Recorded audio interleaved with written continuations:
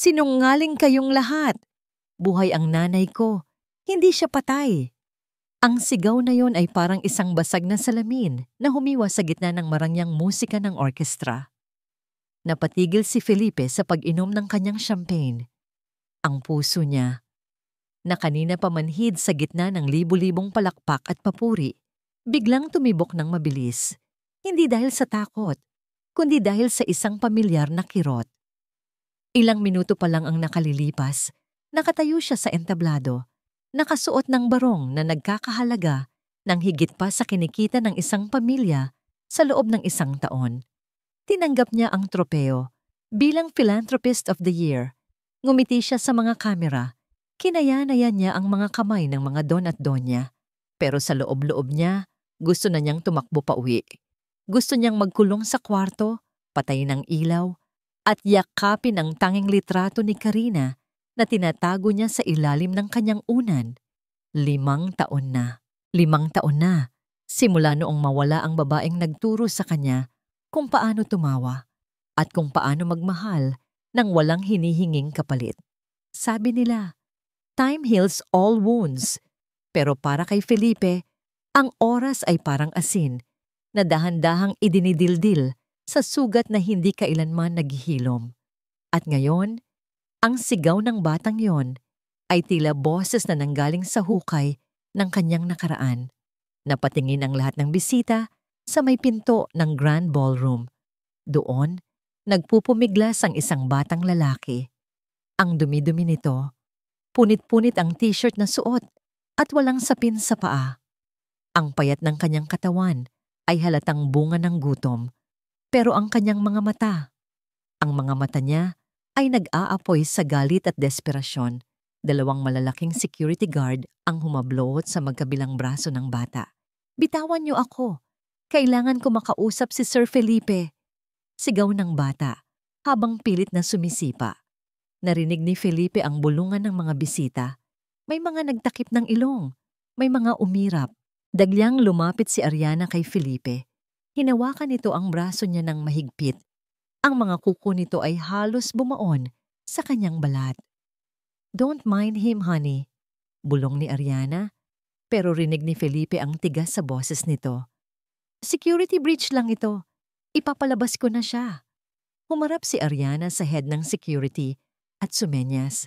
Ang ganda ng ngiti niya, pero ang mga mata niya ay matalim pa sa patalim.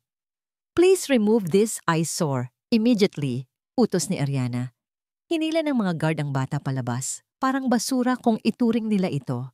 Nakita ni Felipe ang takot sa mukha ng bata, pero mas nangingibabaw ang determinasyon. May kung ano sa batang yon na humila sa mga paa ni Felipe para humakbang. Sandali, sabi ni Felipe. Hindi siya narinig dahil sa ingay ng pagpupumiglas ng bata. Sabi ko, sandali! Sigaw ni Felipe, gamit ang boses na sanay magpalakad ng isang buong kumpanya. Tumahimik ang buong ballroom. Binitawan ng mga guard ang bata, pero pinalibutan pa rin nila ito. Naglakad si Felipe pababa ng entablado. Hati ang dagat ng mga tao habang papalapit siya sa pinto. Felipe, ano ba ang ginagawa mo? Sutsot ni Ariana sa likuran niya. Pilit na humahabol. Huwag mong bigyan ng pansin yan. Isa lang yang batang kalye na humihingi ng limos. Hindi pinansin ni Felipe si Ariana. Tumigil siya ilang metro ang layo sa bata. Ngayon, kitang-kita niya ang mukha nito. May bahid ng uling sa pisngi, pero ang hugis ng mukha nito. Ang ilong, parang may naaalala siya. Anong pangalan mo? Tanong ni Felipe. Malumanay ang boses niya, ibang-iba sa boses na ginagamit niya sa boardroom. Huminga lang bata. Inaayos ang sarili. Mateo po. Mateo ang pangalan ko.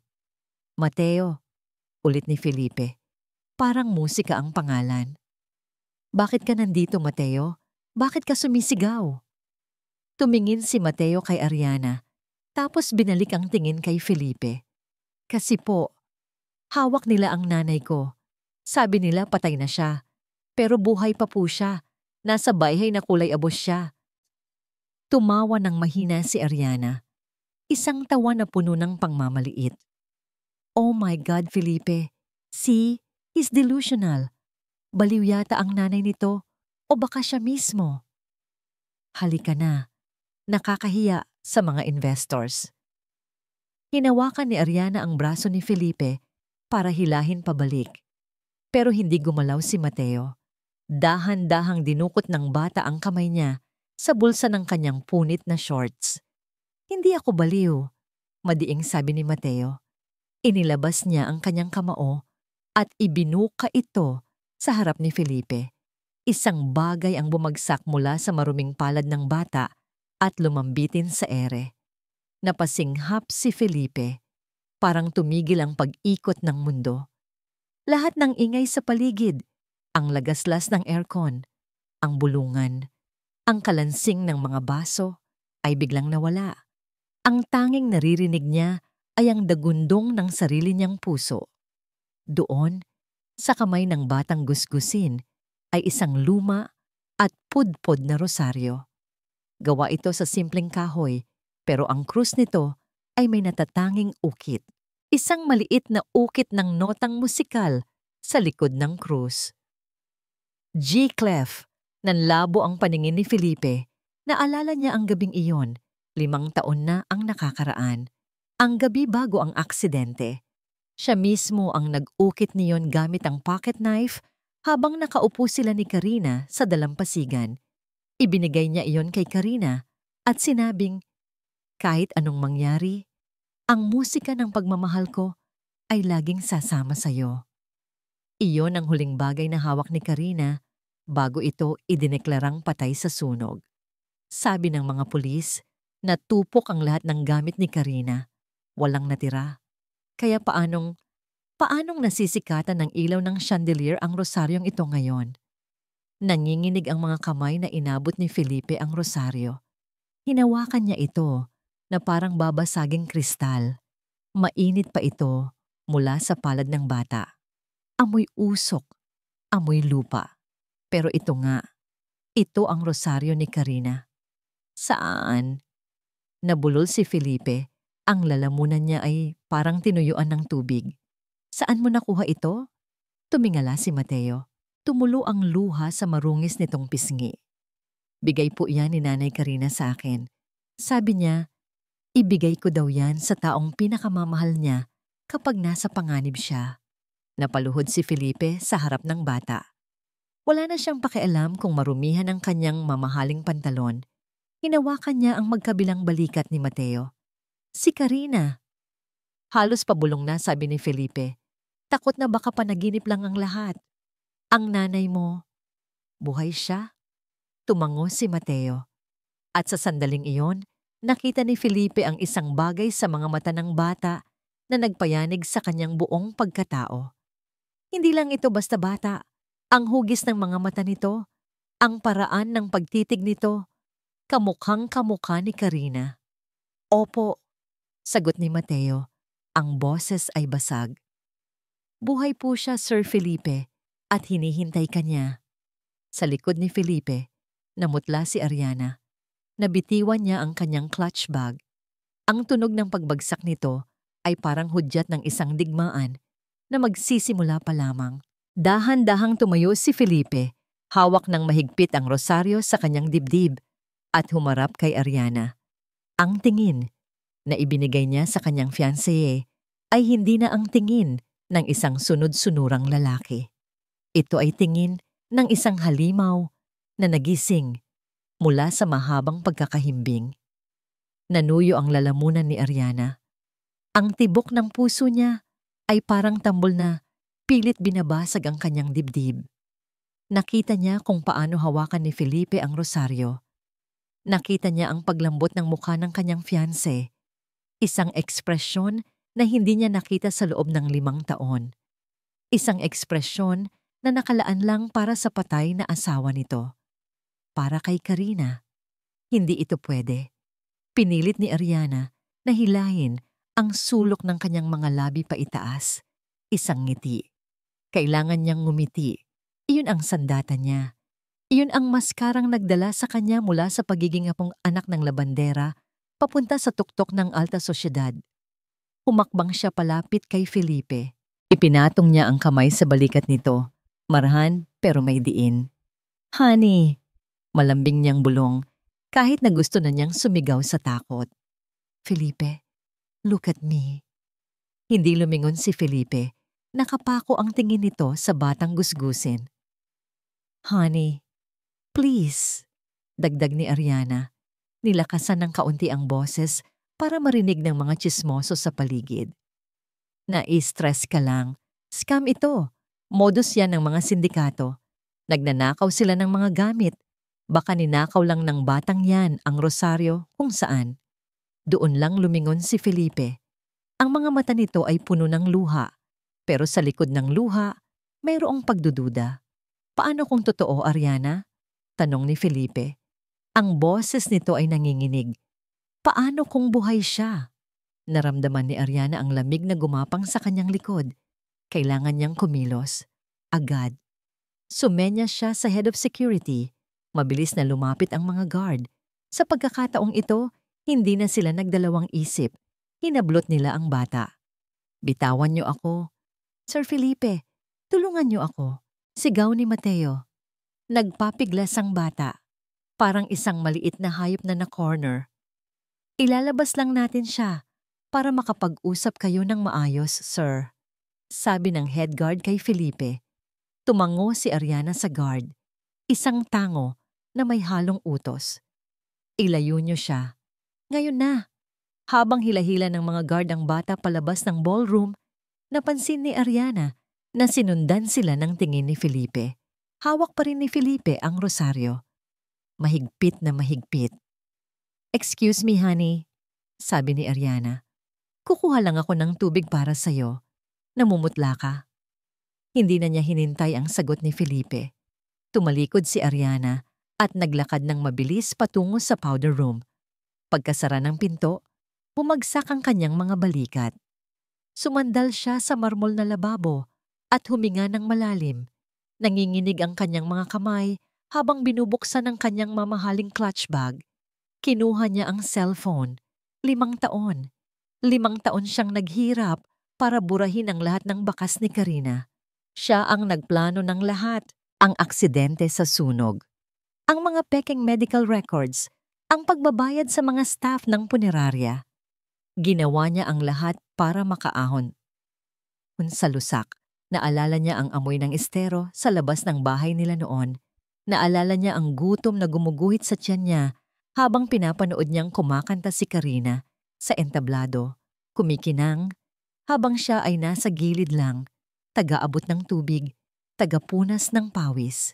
Hindi siya babalik sa buhay na yon. Hinding-hindi. Pinindot niya ang speed dial. Isang ring lang, sumagot agad ang nasa kabilang linya.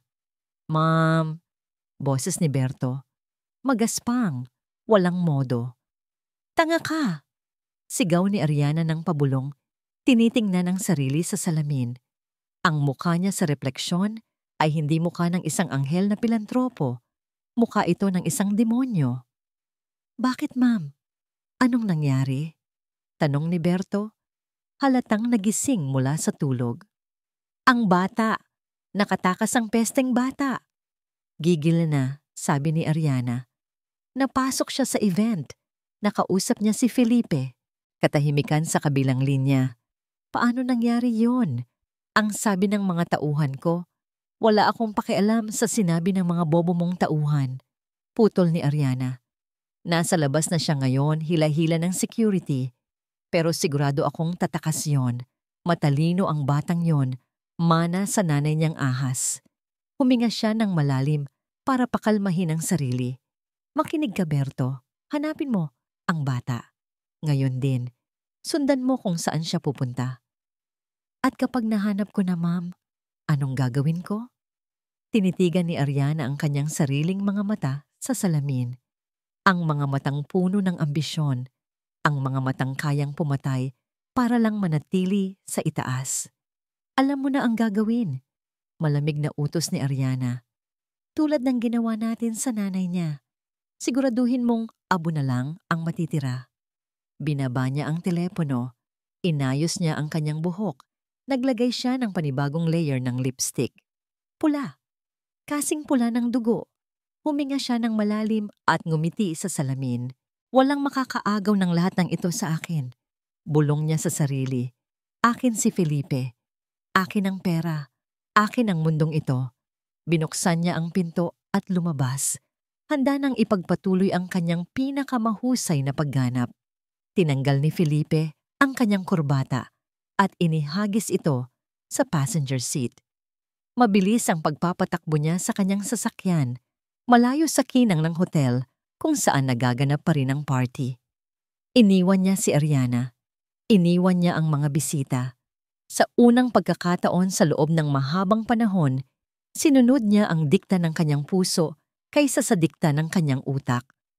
Ang nasa isip lang niya ay ang sinabi ng isa sa mga security guard kanina nang pilitin niyang paaminin ito kung saan tinapon ang bata. Sa may tambakan po sa dulo ng boulevard, sir. Doon daw po nakatira ang mga squatter. Ipinark ni Felipe ang kotse sa isang madilim na kanto. Hindi nakakayanin ng sasakyan ang makipot at maputik na daan papasok sa looban. Pagbaba niya, agad siyang sinalubong ng amoy na hindi niya malilimutan. Amoy ng nabubulok na basura, usok ng uling at estero. Ito ang amoy ng kahirapan. Napatingin siya sa kanyang sapatos. Ang mamahaling leather shoes na galing pa sa Italy ay agad na lumubog sa putik. Pero hindi siya huminto. Binuksan niya ang flashlight ng kanyang cellphone. Ang liwanag ay tumama sa mga dingding na gawa sa pinagtagpi-tagping yero at plywood. May mga matang nakatingin sa kanya mula sa dilim. Mga matang nagtataka kung bakit may isang ginoong naka-Amerikana ang naglalakad sa kanilang lugar ng ganitong oras ng gabi. Mateo? Tawag niya, pero mahina lang. Nagpatuloy siya sa paglalakad hanggang sa marating niya ang pinakadulo ng eskinita, malapit sa bundok ng basura. May isang maliit na barong-barong doon. Walang pinto, kurtina lang na sako ang nakatakip. Dahan-dahang hinawi ni Felipe ang sako. Sa loob, sa ilalim ng aandap-andap na liwanag ng isang kandila, nakita niya ang bata. Nakauklo si Mateo sa isang sulok, yakap ang sarili, nanginginig. Mateo, bulong ni Felipe. Napalundag ang bata at umatras, akmang tatakbo. Kumuha ito ng isang pirasong kahoy para ipampalo. Huwag! Huwag niyo akong sasaktan, sigaw ni Mateo. Itinaas ni Felipe ang kanyang mga kamay bilang tanda ng pagsuko. Hindi kita sasaktan, Mateo. Ako ito, si Felipe. Dahan-dahang ibinaba ni Felipe ang kanyang kamay at inilabas ang rosaryo mula sa bulsa ng kanyang coat. Nang makita ito ni Mateo, nabitawan niya ang kahoy. Tumulo ang luha ng bata. Bakit nasa inyo yan? Ibigay niyo sa akin yan, hikbi ni Mateo. Ibibigay ko sa'yo, sabi ni Felipe, at dahan-dahan siyang lumapit para iabot ang rosaryo. Pero kailangan mong sabihin sa akin ang totoo. Nasaan ang nanay mo? Hinablot ni Mateo ang rosaryo at niyakap ito ng mahigpit. Nasa malayo siya, garalgal na sabi ng bata. Sa isang malaking bahay na kulay abo, maraming bakal sa bintana. Ang daming matatanda doon na sumisigaw. Kumunot ang noo ni Felipe. Bahay na kulay abo? Bakal sa bintana? Anong ginagawa niya doon? Hindi ko alam, sagot ni Mateo. Basta lagi siyang tulog. Minsan, kapag gising siya, hindi niya ako kilala. Pero kapag kinakantahan ko siya, tumatahan siya. Kinakantahan? Tanong ni Felipe. Tumango si Mateo. Huminga ng malalim ang bata at nagsimulang humuni. Ang himig na lumabas sa bibig ni Mateo ay simple, pero tumagos ito sa dibdib ni Felipe na parang bala. Sa ilalim ng buwan, tayo'y magsasayaw. Nanigas si Felipe. Hindi sikat na kanta yon. Walang record niyon sa radyo. Iyon ang kantang isinulat niya para kay Karina noong first anniversary nila. Silang dalawa lang ang nakakaalam ng melody na yon. Wala nang duda. Lumapit si Felipe at niyakap ang bata. Naramdaman niya ang butot balat na katawan ni Mateo. Ang batang ito, dugo niya, laman niya. "Anak!" bulong ni Felipe.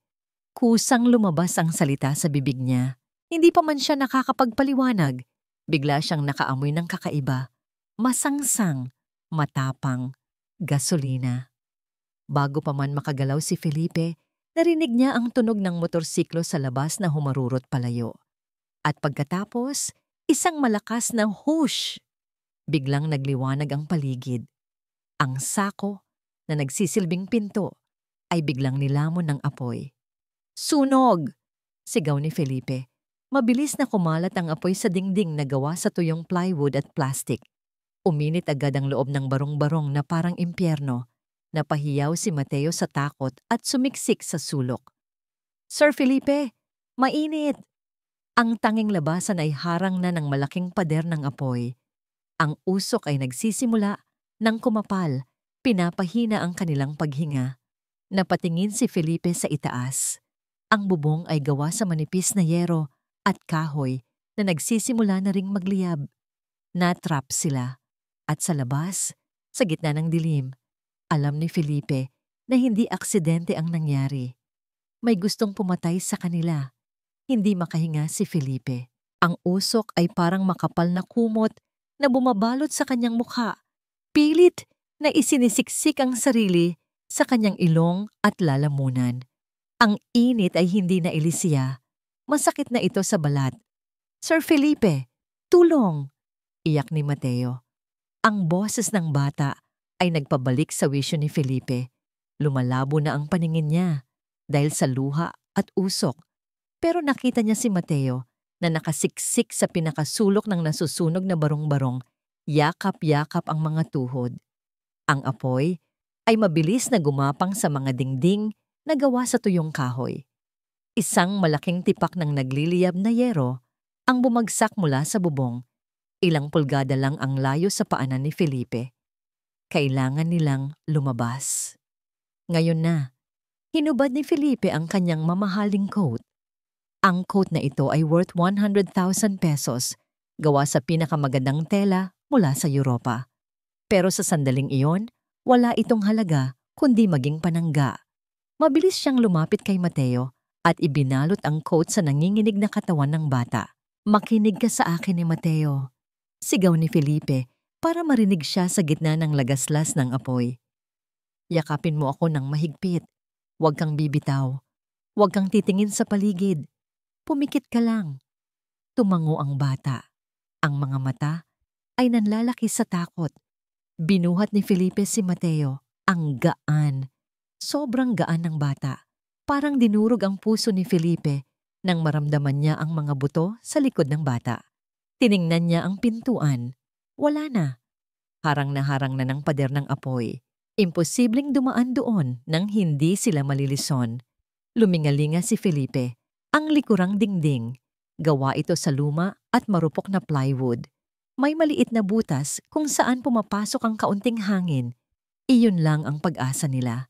Isinakripisyo ni Felipe ang kanyang likod para harangin ang init mula sa bata. Umatras siya ng ilang hakbang, buwelo, at pagkatapos ay buong lakas na sinipa ang dingding. Blag! Umuga ang dingding pero hindi nabutas. Lalong kumapal ang usok. Nagsimula ng umubo ng malakas si Mateo sa loob ng coat. "Konting tiis na lang, anak," bulong ni Felipe, kahit na siya mismo ay nahihilo na. Inipon niya ang lahat ng lakas na natitira sa kanya. Ang galit, ang takot, ang pagmamahal na biglang umusbong sa puso niya. Sumigaw siya at sinipa ulit ang dingding. Blag! Bumigay ang marupok na kahoy. Nasira ang dingding at bumukas ang daan palabas. Tumalon si Felipe palabas, dala-dala si Mateo at bumagsak sila sa maputik na lupa sa likod ng bahay. Pagbagsak nila, siya ring pagguho ng buong barong-barong. Nilamon na ito ng tuluyan ng apoy. Humihingal si Felipe, nakadapa sa putik. Ang puting polo niya ay naging itim sa uling at putik. Ang mukha niya ay puno ng dumi, pero ligtas sila. Biglang bumuhos ang malakas na ulan. Parang nakiramay ang langit. Hinayaan ni Felipe na hugasan ng ulan ang init sa kanyang katawan. "Sir," tinanggal ni Mateo ang coat na nakatalukbong sa kanya. "Okay ka lang ba?" tanong ni Felipe. Hinawakan ang mukha ng bata para inspeksyonin kung may sugat. "Okay lang po ako," sagot ni Mateo. Pero nanginginig ito sa ginaw at takot. "Sinunog nila ang bahay ko. Papatayin nila tayo." Niyakap ni Felipe ang bata. "Hindi ko hahayaang mangyari yun. Pangako." Tumayo si Felipe. Binuhat niya ulit si Mateo. Hindi sila pwedeng manatili doon. Baka bumalik ang mga nakamotorsiklo. Tumakbo sila sa ilalim ng ulan. Tinahak ang madidilim na eskinita palayo sa sunog. Hindi siya umuwi sa mansyon. Hindi rin siya pumunta sa kondo niya na alam ni Ariana. Dinala niya si Mateo sa isang lumang apartment sa Quiapo na pagmamay-ari ng kanyang yumaong lolo. Walang nakakaalam ng lugar na ito, kahit si Ariana. Pagpasok nila, agad na nilak ni Felipe ang pinto at hinarangan ito ng silya. Ligtas na sila pansamantala. Pinaupo niya si Mateo sa lumang sofa at binigyan ng tubig. Nakatulala ang bata. Yakap pa rin ang rosaryo. Kinuha ni Felipe ang kanyang cellphone. Basag ang screen, pero gumagana pa. Nakita niya ang 10 missed calls mula kay Ariana. Naramdaman ni Felipe ang pag-akyat ng dugo sa kanyang ulo. Ang amoy ng gasolina kanina, hindi yon galing sa lampara. Ibinuhos yon. Sinadya. Huminga siya ng malalim. Kailangan niyang makasigurado.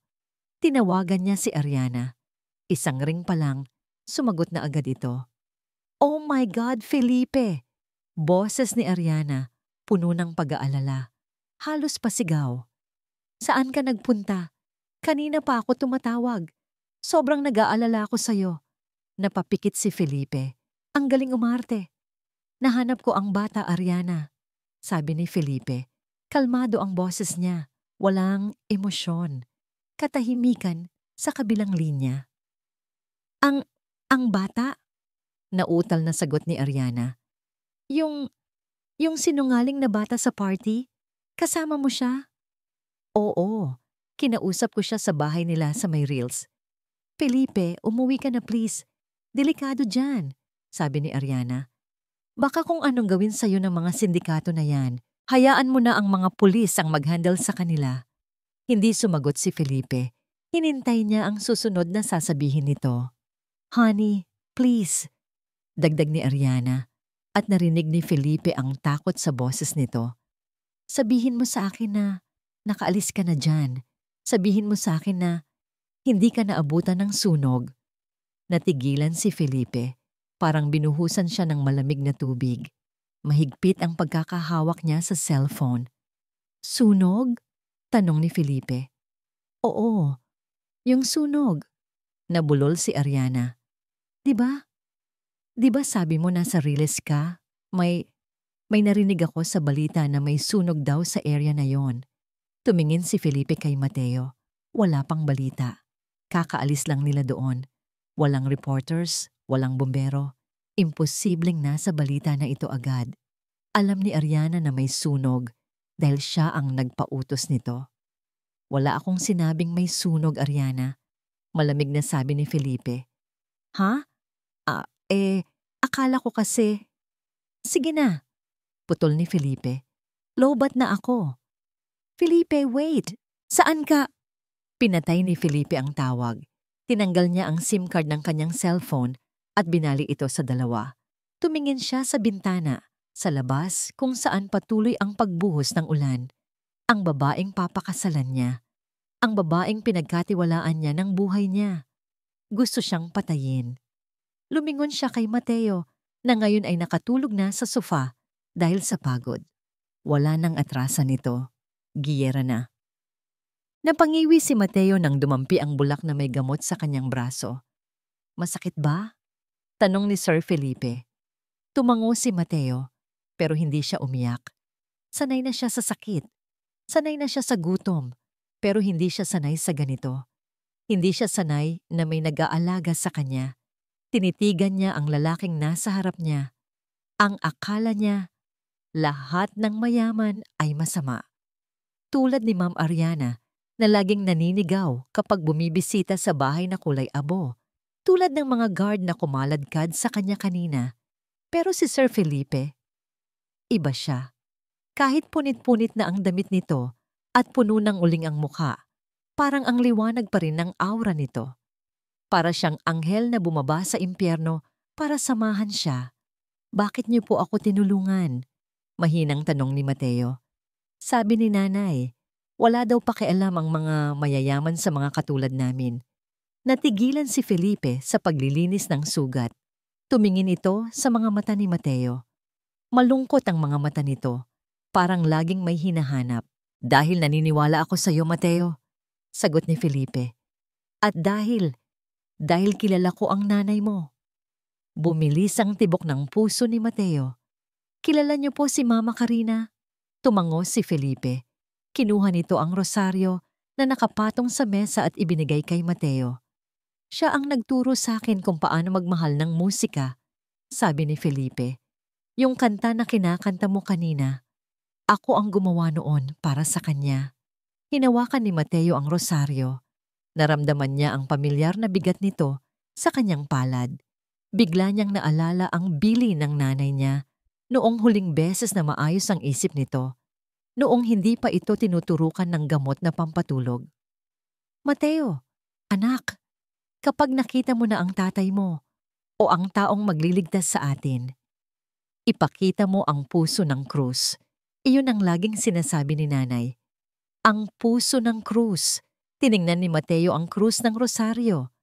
Gawa ito sa kahoy, pero sa gitna, kung saan nagtatagpo ang dalawang linya, ay may maliit na metal na hugis puso. Akala ni Mateo dati, dekorasyon lang yon. Sir Felipe, sabi ni Mateo, may pinasasabi po si nanay. Ano yon? Sabi niya, buksan daw po ang puso. Napakunot ang noo ni Felipe. Buksan ang puso? Inabot ni Mateo ang rosaryo kay Felipe at itinuro ang maliit na metal sa gitna ng krus. Ito po. Kinuha ni Felipe ang rosaryo. Inilapit niya ito sa ilaw ng kandila. Sinubukan niyang kalikutin ang maliit na metal. Matigas ito. Kumuha si Felipe ng isang safety pin mula sa bulsa ng luma niyang wallet. Ginamit niya ang dulo nito para sungkitin ang gilid ng metal na puso. Katahimikan sa loob ng kwarto. Tanging ang patak ng ulan sa labas ang naririnig. Click. Bumukas ang maliit na metal. Nanlaki ang mga mata ni Mateo. May maliit na puwang sa loob ng kahoy na krus at sa loob noon may nakatuping papel na sobrang liit. Nanginginig ang mga kamay ni Felipe habang dahan-dahan niyang binubunot ang papel. Ingat na ingat siya, parang takot na mapunit ito. Nang mailabas niya, dahan-dahan niya itong binuklat. Maliit lang ang papel, manipis. Parang galing sa isang resibo na tinupi ng maraming beses. Pinanood ni Mateo ang reaksyon ni Sir Felipe. Binasa ni Felipe ang nakasulat. Biglang tumigil ang mundo. Nakita ni Mateo ang pagbagsak ng balikat ni Sir Felipe. Narinig niya ang isang impit na hikbi na kumawala sa bibig ng lalaki. Sir? Tawag ni Mateo.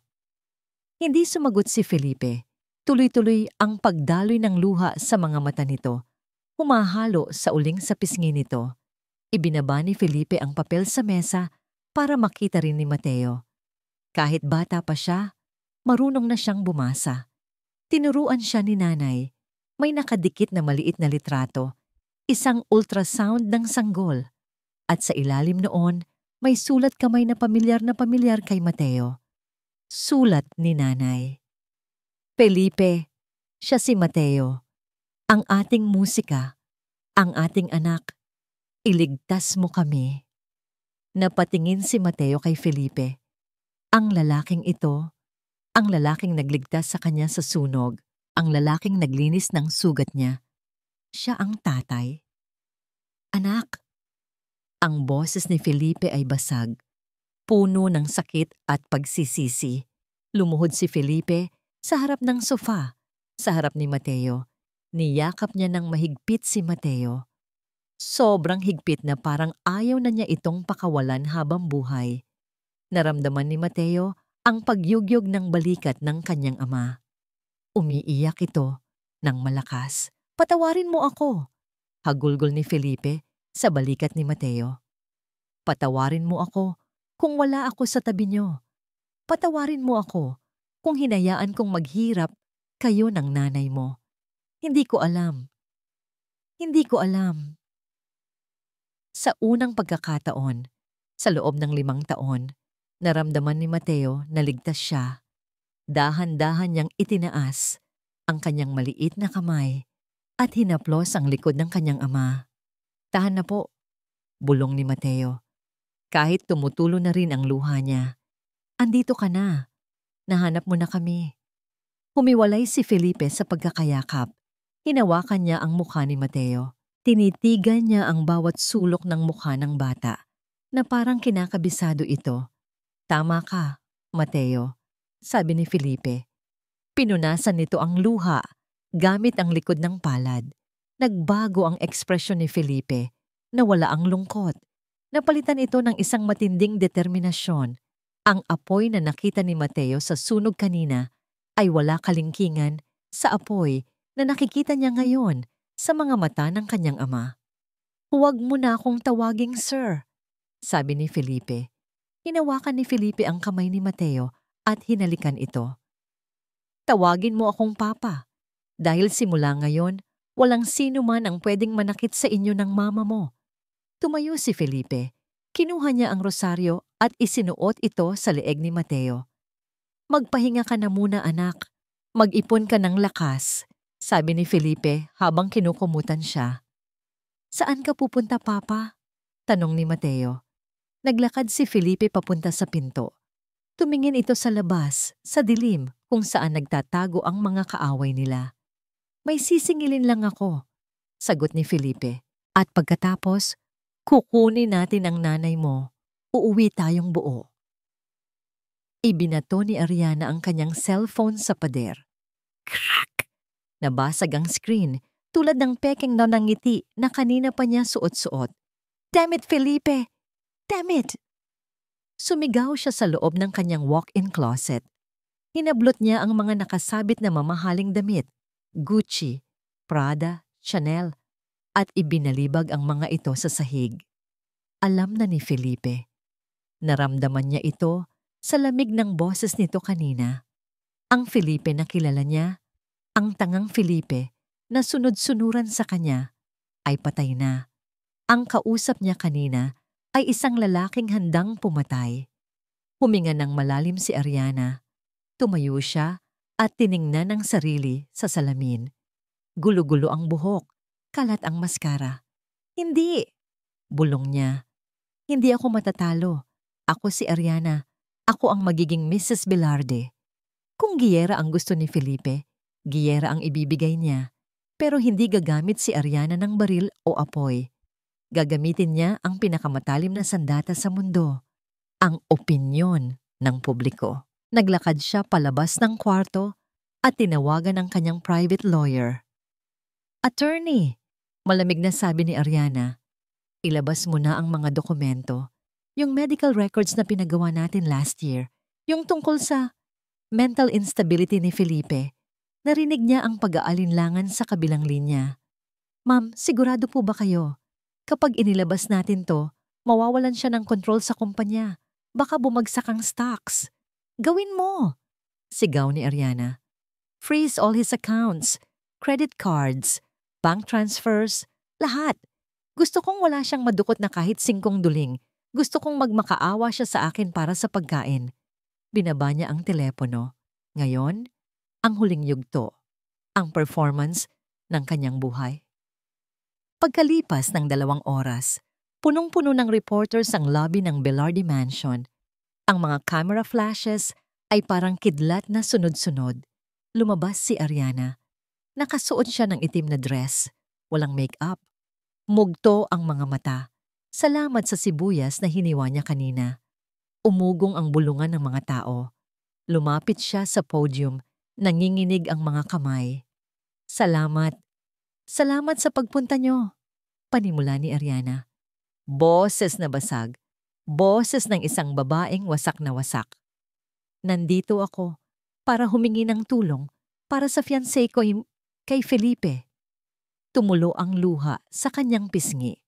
Perfect timing. Matagal na pong may sakit si Felipe. Pagpapatuloy niya. Simula noong mamatay si Karina, hindi na siya naging maayos. He has been suffering from hallucinations, severe depression, schizophrenia. Nagkaroon ng gulat na reaksyon mula sa mga reporters. Kaya pala, sabi ng isang reporter, kanina sa party, hikbi ni Ariana, nagkaroon siya ng episode. Nakakita siya ng isang batang kali at inakala niyang anak niya ito. Inakala niyang buhay pa si Karina. Itinakip ni Ariana ang panyo sa kanyang mukha. Tinangay niya ang bata. Kidnapping po ang ginawa niya. Pero alam kong hindi niya sinasadya. Wala siya sa sarili niya. Tumingin siya ng diretso sa kamera. Ang tingin na puno ng pagmamakaawa sa labas, pero sa loob ay puno ng lason. Felipe, honey, please. Kung nanonood ka, ibalik mo ang bata. Magpagamot tayo. Andito lang ako. Mahal na mahal kita. Ma'am Ariana, delikado po ba siya? Tanong ng isang reporter. Tumango si Ariana. Kapag inatake siya ng sakit niya, hindi niya alam ang ginagawa niya. Kaya please, sa mga otoridad, hanapin niyo siya. Before he hurts the child, before he hurts himself. Sa isang madilim na eskinita sa Quiapo, nanonood si Felipe sa basag na screen ng TV sa isang karinderya. Hawak niya ang kamay ni Mateo. Narinig niya ang lahat. Ang mga kasinungalingan, ang pagbaliktad ng katotohanan. Napatingin ang tindera ng karinderya sa TV tapos kay Felipe. Nanlaki ang mata ng tindera. Teka, ikaw yung... Hindi na tinapos ni Felipe ang pagkain niya. Binuhat niya si Mateo. Takbo. Bulong niya. Tumakbo sila palabas ng eskinita. Rinig na rinig nila ang sirena ng mga pulis sa di kalayuan. Papa, bakit tayo tumatakbo? Tanong ni Mateo habang nakakapit sa leeg ni Felipe. May mga masasamang tao, anak, pero hindi tayo papahuli. Pero saan sila pupunta? Wala siyang pera. Nung sinubukan niyang mag-withdraw kanina sa ATM, card declined frozen ang lumabas. Wala siyang sasakyan. At ngayon, mukha siya ang pinaka-wanted na kriminal sa buong Pilipinas. Lahat ng tao nakatingin sa kanya. Bawat kanto, may pulis. Napahinto si Felipe sa isang dead end. Pader ang nasa harap nila. Sa likuran, paparating na ang mga pulis. Dito, may nakakita sa kanila dito. Sigaw ng isang pulis. Niyakap ni Felipe si Mateo. Ito na ba ang katapusan? Wala na siyang magagawa. Makukulong siya at babalik si Mateo sa impyerno. Itaas ang mga kamay. Sigaw ng pulis sa likuran nila. Dahan-dahang humarap si Felipe, tinatakpan ang katawan ni Mateo. Ang mga ilaw ng flashlight ay nakatutok sa kanila. Nakakasilaw. Nakita ni Felipe ang mga baril na nakatutok sa kanya. Biglang may humarurot na isang puting delivery van. Screech! Huminto ito sa gitna ni Felipe at ng mga pulis.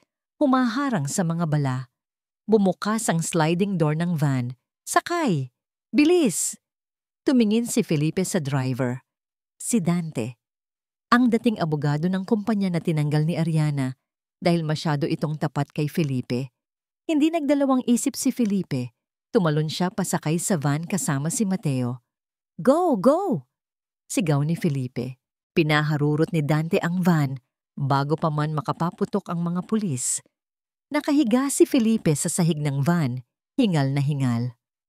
Yakap pa rin si Mateo.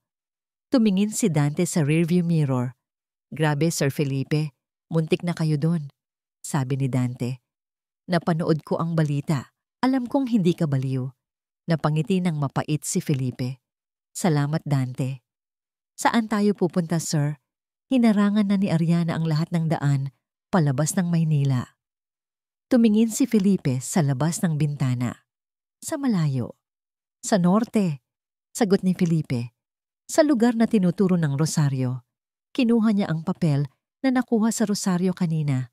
May address ng isang nursing home sa dulo ng papel. Sa San Marcelino, sabi ni Felipe. Doon natin tatapusin ang laban na to.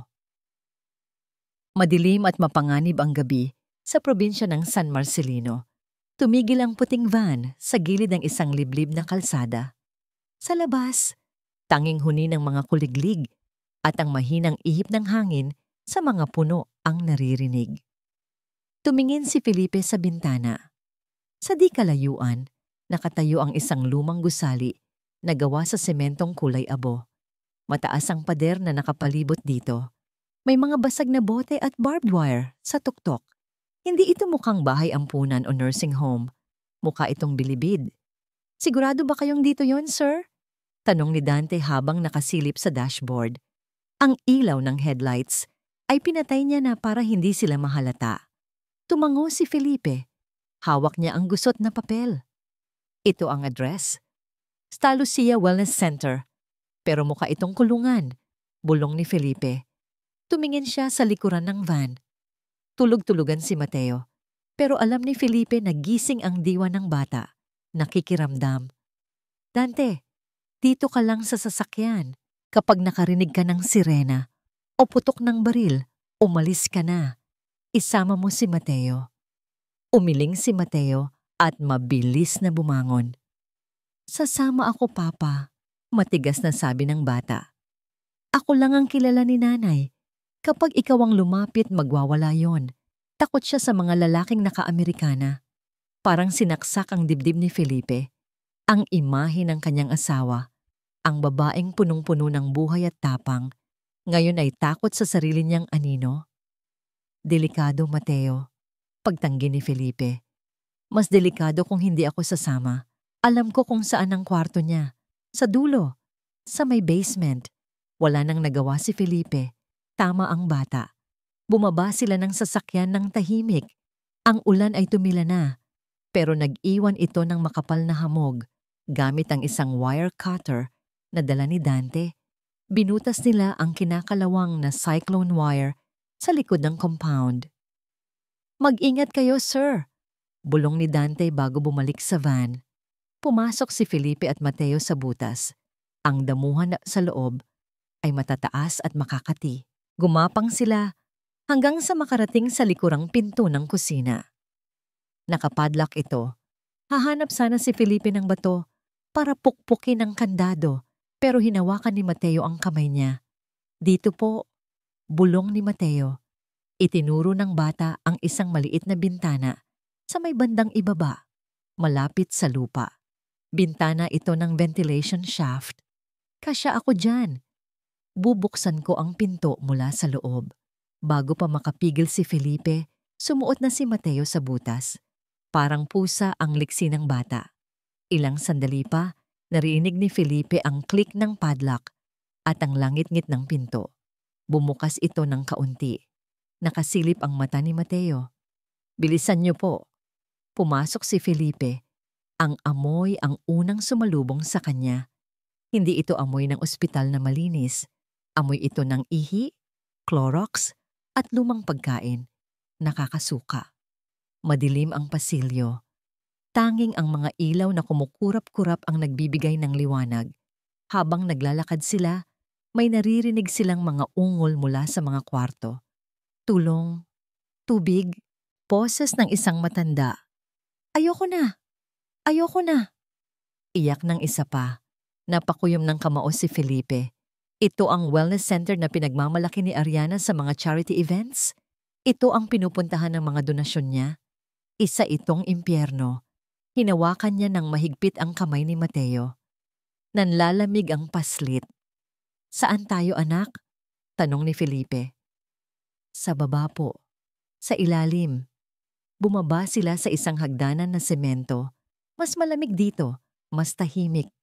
Sa dulo ng hallway, may isang pintong bakal. Walang numero, walang pangalan. May maliit na bintana sa pinto. Pero may rehas ito. Tumigil si Mateo. Diyan, bulong ng bata. Diyan nakatira si Nanay.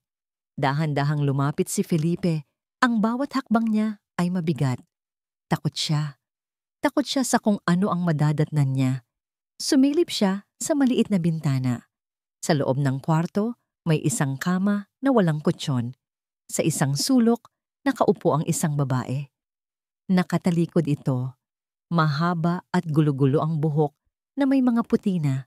Ang suot nitong damit ay parang sako na kulay abo, marumi at punit-punit. Payat na payat ito. Halos buto at balat. Pero nang marinig ni Felipe ang boses nito, gumuho ang mundo niya. Humuhuni ang babae. Hmm, hmm, hmm. Sa ilalim ng buwan, ang parehong kanta. Ang kanta nila. Karina! Bulong ni Felipe. Tumulo ang luha niya nang walang paalam. Sinubukan niyang buksan ang pinto. Nakalak. Tabi. Utos ni Felipe kay Mateo. Umatras si Mateo. Bumuelo si Felipe at sinipa ang seradura ng pinto. Blag. Matibay ang pinto. Karina! Ako ito! Si Felipe! Sigaw niya, wala nang pakialam kung marinig siya ng mga guard. Sinipa niya ulit. Blag! Bumigay ang kahoy sa paligid ng seradura. Bumukas ang pinto. Pumasok si Felipe sa kwarto. Karina! Dahan-dahang lumingon ang babae. Napahinto si Felipe. Napahawak siya sa kanyang bibig para pigilan ang pagsigaw. Ang mukha ni Karina, ang dating makinis at magandang mukha na kinababaliwan ng marami, ngayon ay lubog ang mga pisngi. Ang ilalim ng mga mata ay nangingitim. May peklat sa gilid ng labi. At ang mga mata niya, walang laman, walang ningning. Para siyang manika na tinanggalan ng kaluluwa. May yakap-yakap siyang isang lumang basahan na nakabilot na parang sanggol. Hinihele niya ito. Karina, mahal ko. Humakbang palapit si Felipe. Nakalahad ang mga kamay. Nandito na ako. Uuwi na tayo. Tumingin si Karina kay Felipe. Tumigil siya sa paghehele. Dahan-dahan, nagbago ang ekspresyon ng mukha niya. Mula sa kawalan, napalitan ito ng matinding takot. Nangatog ang kanyang panga. Huwag! Bulong ni Karina. Mas lumapit si Felipe. Gusto niya itong yakapin. Gusto niyang iparamdam na ligtas na ito. Ako ito, si Felipe, ang asawa mo. Hindi mo ba ako natatandaan? Biglang sumigaw si Karina. Isang sigaw na parang hayop na nasugatan. Huwag! Huwag mong kukunin ang anak ko. Layuan niyo ako. Umatras siya hanggang sa sumiksik siya sa pader. Yakap-yakap ng mahigpit ang basahan. Demonyo! Demonyo kayo! Sinunog niyo kami! Lumayo ka! Nagwawala siya. Kinakalmot niya ang sarili niyang mukha sa takot. Nanigas si Felipe sa kinatatayuan niya. Hindi siya kilala ni Karina. Ang tingin sa kanya ng asawa niya ay hindi isang tagapagligtas, kundi isang berdugo. Papa! Tawag ni Mateo mula sa likuran. Pero huli na. Umalingaw-ngaw ang tunog ng mabibigat na bota sa hallway. Doon! Sa room 101 may nakapasok! Sigaw ng isang guard. Napalingon si Felipe sa pinto. Nakita niya ang mga ilaw ng flashlight na papalapit. Naunahan sila. Tumingin siya ulit kay Karina na sumisigaw pa rin sa takot. At kay Mateo na nanginginig sa gilid. Natrap sila sa loob ng kwarto kasama ang katotohanang mas masakit pa sa kamatayan. Buhay nga si Karina, pero ang babaeng minahal niya ay matagal nang pinatay ng mga taong nagkulong sa kanya dito. Blag! Blag! Yumanig ang buong kwarto sa lakas ng kalampag sa pinto. Buksan niyo to! Pulis ito! Sigaw ng boses sa labas. Mabilis na itinulak ni Felipe ang isang mabigat na aparador para harangan ang pinto. Mabigat ang kanyang paghinga. Pawis na pawis siya. Lumingon siya kay Karina. Nakasiksik pa rin ito sa sulok, tinatakpan ang mga tainga at sumisigaw ng walang katuturang mga salita. Umalis kayo! Masusunog kami! Masusunog kami! Lumapit si Mateo sa ina, pero tinabig siya nito. Huwag mo akong hawakan! Sigaw ni Karina. Napaupo si Mateo sa sahig umiiyak. Parang pinipiga ang puso ni Felipe. Wala na silang oras. Anumang sandali, masisira na ang pinto at kapag nakapasok ang mga tauhan ni Ariana, tapos na ang lahat. Papatayin sila at palabalasin na nanlaban o nag-suicide. Kailangan niyang ibalik si Karina. Kailangan niya ang asawa niya. Lumuhod si Felipe sa harap ni Karina, pero nanatili siya sa distansya na hindi ito matatakot. Karina? Boses ni Felipe, nanginginig pero buo. Tingnan mo ako. Hindi ako ang sunog. Ako ang tubig. Ako si Felipe. Umiling-iling lang si Karina. Nakapikit ng mariin. Tumingin si Felipe kay Mateo. Mateo? Tawag niya. Ang kanta. Kantahin mo ang kanta. Suminghot si Mateo, pinunasan ng uhog at luha. Pero Papa, takot siya. Kantahin mo anak. Iyon lang ang paraan para makabalik siya sa atin. Pumikit si Mateo. Huminga ng malalim. Sa gitna ng kalampag ng pinto at sigawan sa labas, umimbulog ang maliit na tinig ng bata. Sa ilalim ng buwan, tayo'y magsasayaw. Napatigil si Karina sa pag-uugoy ng sarili. Idinilat niya ang kanyang mga mata. Malabo pa rin, pero nakikinig na siya. Sumabay si Felipe. Ang boses niya ay malalim, basag, pero puno ng pagmamahal. Ang mundo ay titigil sa ating paggalaw. Dahan-dahang binaba ni Karina ang kanyang mga kamay mula sa kanyang tainga. Tumingin siya kay Mateo. Pagkatapos, kay Felipe. Ang ulap sa kanyang mga mata, dahan-dahang nahahawi. Ang kanta? Bulong ni Karina. Ang boses niya ay parang galing sa ilalim ng lupa. Lumapit ng kaunti si Felipe. Oo, mahal ko. Ang kanta natin. Ang kanta ni Mateo. Mateo? Ulit ni Karina. Tumingin siya sa bata. Mateo? Anak? Biglang bumukas ang pinto. Tumalsik ang aparador na nakaharang. Pumasok ang 5 armadong lalaki na nakauniforme ng guard. Nakatutok ang mga baril. At sa likod nila, pumasok ang isang babaeng nakaitim na raincoat. Si Ariana. Basa ang buhok niya sa ulan. Pero ang nangiti niya ay tuyong-tuyo at puno ng lason. Bravo! Pumalakpak si Ariana habang naglalakad papasok. Ang ganda naman ng reunion. Nakakaiyak. Napatayo si Felipe. Hinarangan niya ang mag-ina sa likod niya. Tapos na, Ariana. Matigas na sabi ni Felipe. Alam ko na ang lahat. Alam ko na kung ano ang ginawa mo kay Karina. Sa anak ko. Tumawa si Ariana. Isang tawa na umaalingaw-ngaw sa masikip na kwarto. So, anong gagawin mo, Felipe? Ipapulis ako? Tumingin siya sa mga guard sa paligid. Sila ang batas dito. Sila ang pulis ko. Naglabas ng baril si Ariana mula sa kanyang bag. Isang makintab na revolver. Alam mo, dapat namatay ka na lang sa sunog kanina eh. Sabi ni Ariana. Tinututok ang baril kay Felipe. Masyado kang makulit. Masyado kang bayani. Bakit? Tanong ni Felipe. Binigay ko sa iyo ang lahat, Ariana. Bakit kailangan mong gawin ito? Binigay mo ang lahat? Biglang nagdilim ang mukha ni Ariana. Binigay mo ang pera, oo. Ang luho, oo, pero ang puso mo. Kailanman hindi naging akin. Kahit anong gawin ko, siya pa rin. Itinuro ni Ariana si Karina gamit ang baril. 5 taon, Felipe. 5 taon kitang inalagaan. Pero tuwing natutulog ka, pangalan pa rin niya ang binubulong mo. Nakakasawa na. Huminga ng malalim si Felipe. Kaya pala, sabi ni Felipe, kaya pala hindi mo ako mapatay ng diretso. Gusto mo lang akong angkinin. Noon yon, ngumisi si Ariana. Pero ngayon, tatapusin ko na ang kwentong ito.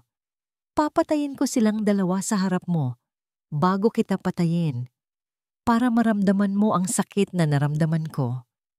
Ikinasa ni Ariana ang baril. Say goodbye to your happy ending. Ngumiti si Felipe. Isang ngiti na nagpatigil kay Ariana. Bakit ka tumatawa? Sigaw ni Ariana. Dahan-dahang itinaas ni Felipe ang kanyang kaliwang kamay. Hawak niya ang kanyang cellphone. Nakaharap ang screen kay Ariana. Naka-on ang Facebook Live. Sa screen, makikita ang libu-libong comments at reactions na umaakyat ng mabilis. OMG! Si Ariana ba yan? Mamatay tao. Tumawag kayo ng NBI. Nakarecord lahat ng sinabi niya. Namutla si Ariana. Bumaba ang tingin niya sa cellphone. 50,000 viewers. Narinig ng buong Pilipinas ang confession mo, Ariana. Kalmadong sabi ni Felipe. Wala ka nang kawala. Nanginig ang kamay ni Ariana na may hawak na baril. Tumingin siya sa mga guard.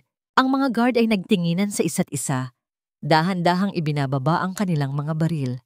Alam nilang tapos na. Wala silang lusot sa dami ng saksi. Huli ka na, sabi ni Felipe. Hindi! Tili ni Ariana. Nawala ang katinuan sa mga mata niya. Kung babagsak siya, magsasama siya ng iba. Bigla niyang inilipat ang tutok ng baril. Hindi kay Felipe, kundi kay Karina. Kung hindi ka mapapa sa akin, walang makikinabang sayo. Kinalabit ni Ariana ang gatilyo. Bang! Ang tunog ng putok ay bumasag sa katahimikan ng gabi. Sa slow motion, nakita ni Felipe ang apoy na lumabas sa dulo ng baril. Hindi siya nag-isip. Hindi siya nagdalawang isip. Tumalon siya. Sinalo niya ang bala gamit ang kanyang sariling katawan. Papa! Sigaw ni Mateo. Bumagsak si Felipe sa sahig. Dugo.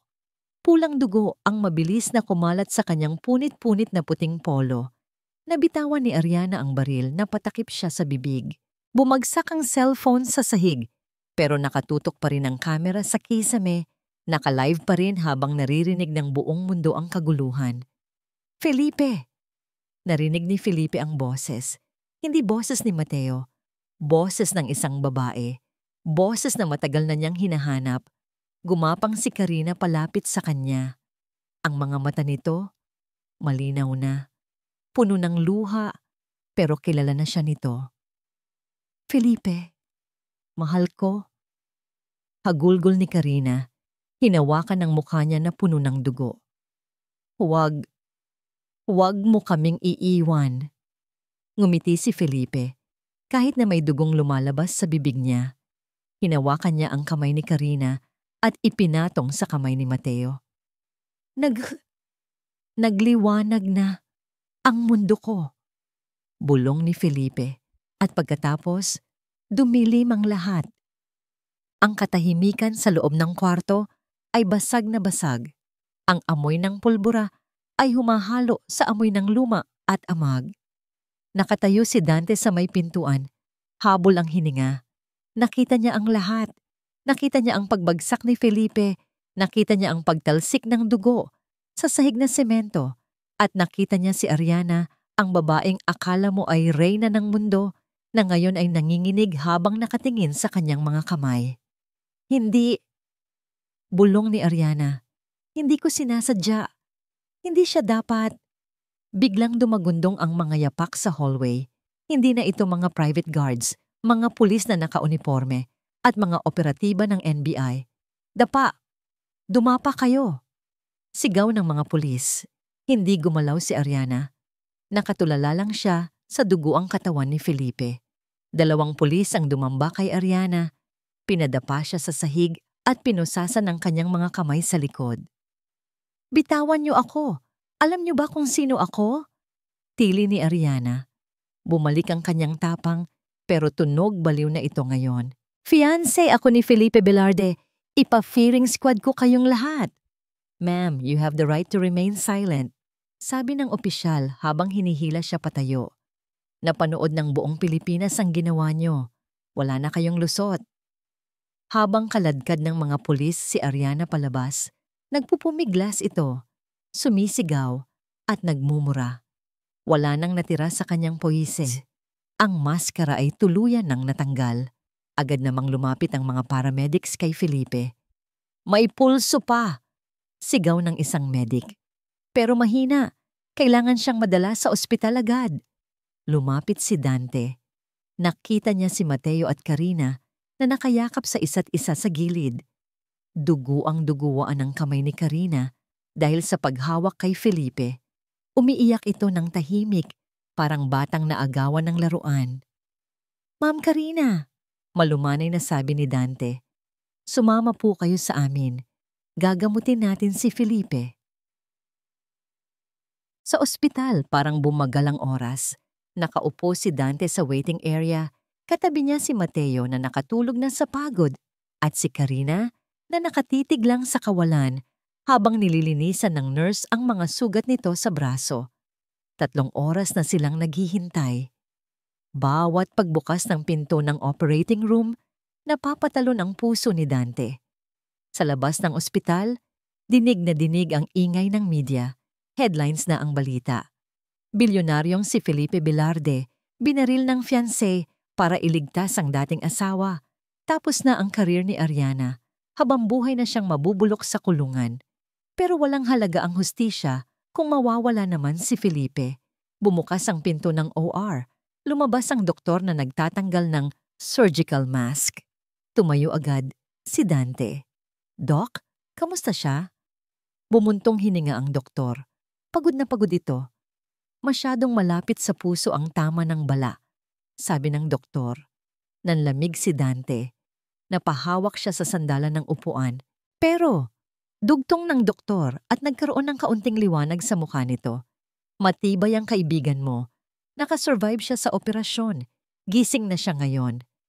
Napaupo si Dante sa sahig sa sobrang ginhawa. Salamat sa Diyos.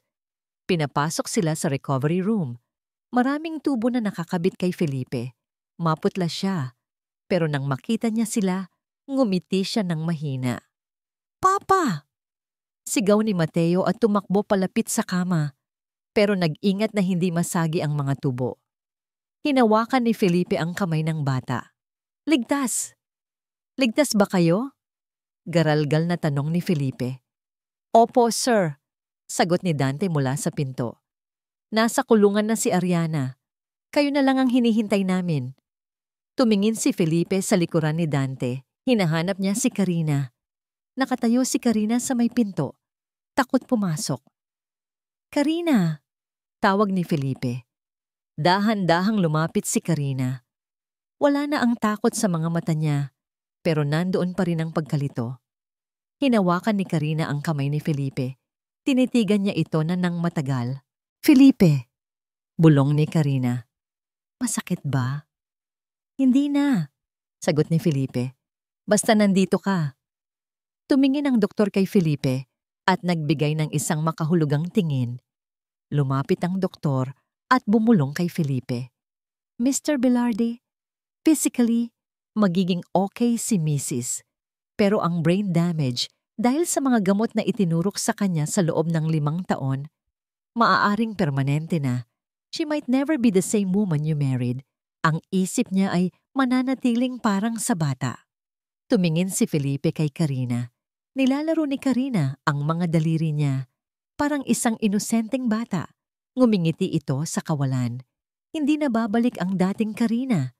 Ang matalino, ang matapang na Karina. Pero buhay siya at kilala niya kung sino ang pamilya niya. Pinisil ni Felipe ang kamay ng asawa. "Ayos lang, Doc," sabi ni Felipe habang tumutulo ang luha. "Mamahalin ko siya, kahit sino pa siya ngayon." 1 taon na ang lumipas. Maliwanag ang sikat ng araw sa hardin ng bagong tayong gusali sa Laguna. Wala na ang mga matataas na pader, wala na ang mga rehas. Sa harap ng gate, may malaking karatula na gawa sa kahoy at bakal. Karina and Mateo Center for Music and Arts. Nakatayo si Felipe sa harap ng entablado. Hindi siya nakasuit at tie. Naka-polo shirt lang siya na puti at maong. Ang buhok niya ay may kaunti ng puti at may tungkod siya habang naglalakad dahil sa pilay na nakuha niya sa operasyon. Pero mas mukha siyang bata ngayon kaysa noong bilyonaryo pa siya. Wala na ang bigat sa kanyang mga balikat. Binenta niya ang shares niya sa kumpanya. Iniwan niya ang mundo ng corporate politics. Ang yaman niya ngayon ay ginagamit para patakbuhin ang center na ito. Isang libreng eskwelahan para sa mga batang kalye, mga batang inabuso at mga batang nakalimutan ng lipunan. "Ready ka na, Papa?" Napatingin si Felipe sa ibaba. Nakatayo si Mateo, nakasuot ng barong. Ang gwapo ng bata. Malusog na ang pangangatawan at puno ng saya ang mga mata. "Ready na, anak?" sagot ni Felipe. Umakyat sila sa entablado. Daan-daang tao ang nandoon. Mga magulang, mga bata, at mga kaibigan. Si Dante ay nasa first row. Pumapalakpak ng malakas. Humarap si Felipe sa mikropono. "Dati," panimula ni Felipe, "akala ko, ang tagumpay ay nasusukat sa dami ng pera sa bangko, sa taas ng building na pagmamay-ari mo, sa dami ng taong pumapalakpak sa'yo. Tumahimik ang lahat. Pero noong muntik ko nang mawala ang lahat, nalaman ko ang totoo. Ang tunay na yaman ay ang pagkakaroon ng dahilan para gumising sa umaga. At ang dahilan ko ay ang pamilya ko." Tumingin siya sa gilid ng stage. Doon, nakaupo si Karina sa harap ng isang grand piano. Maganda na siya ulit. Maayos ang buhok. Nakasuot ng simpleng bestida. Medyo mabagal ang galaw niya. At minsan ay nanginginig ang mga kamay. Pero kapag nakaharap siya sa piano, bumabalik ang dating siya. Tumango si Felipe kay Karina. Ngumiti si Karina. Isang ngiting inosente at waga. At nagsimulang tumugtog. Sumabay si Mateo sa pagkanta. Sa ilalim ng buwan. Hindi ito perpektong performance. Minsan sumasablay si Karina sa nota. Minsan pumipiyok si Mateo. Pero para kay Felipe, ito ang pinakamagandang simfonya na narinig niya sa buong buhay niya. Tumingala siya sa langit. Naalala niya ang sunog, ang barilan, ang sakit. Lahat ng yon, sulit. Dahil sa bawat maling nota na tinutugtog ni Karina at sa bawat tawa ni Mateo, nararamdaman ni Felipe ang isang bagay na hindi nabibili ng pera. Kapayapaan. Natapos ang kanta. Nagpalakpakan ang mga tao. Bumaba si Felipe at niyakap ang mag-ina niya. "Ang galing niyo!" bulong ni Felipe. Sumandal si Karina sa balikat niya. "Felipe," sabi ni Karina, "uwi na tayo? Gusto ko ng ice cream." Tumawa si Felipe. Hinaplos niya ang buhok ng asawa. "Sige, mahal. Uuwi na tayo. Bibili tayo ng maraming ice cream." Habang naglalakad sila palayo sa entablado, hawak kamay silang tatlo. Si Felipe, na dating nag-iisa sa tuktok ng mundo, ngayon ay naglalakad sa lupa kasama ang kanyang mundo. Wala na siyang bilyon-bilyong piso. Pero habang tinitingnan niya si Mateo na tumatawa at si Karina na kumakain ng ice cream, alam niya ang totoo. Siya pa rin ang pinakamayamang tao sa buong mundo.